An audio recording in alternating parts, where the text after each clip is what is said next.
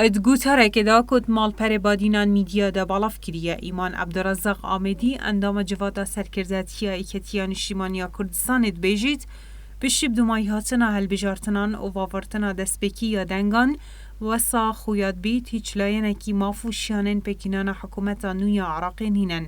جبرگو در انجام هل بجارتنان دو جمسرن هفدش پیدا بون گو اوجی صدر و مالکینه.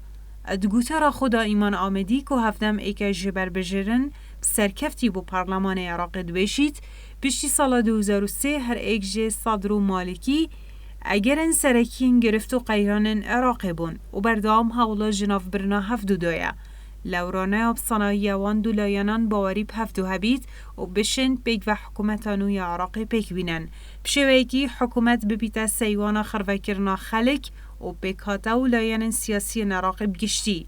ایمان آمدی دو پاد دیگد هر حکومت که تاک لایانی بهت درست کرن ده چرانیوی سوی شکستن بید. جبرگو مالکی خودان هزکا چکداریه و صدر جی دشت جادب ولی وینید و هر دم حزبی که دشت میلیونان خلکی داره جیتا سر جاده و گورا پانان. درباره پیگه کردا دوی هفکشه دا اندام جواتا سرکردتی های کتیان شیمانیا کردستانت بیشید هرما کردستان جه چریسکو سرچقن هر آلوزی و هفریکی و ناکوکیه که یا ودر نابید.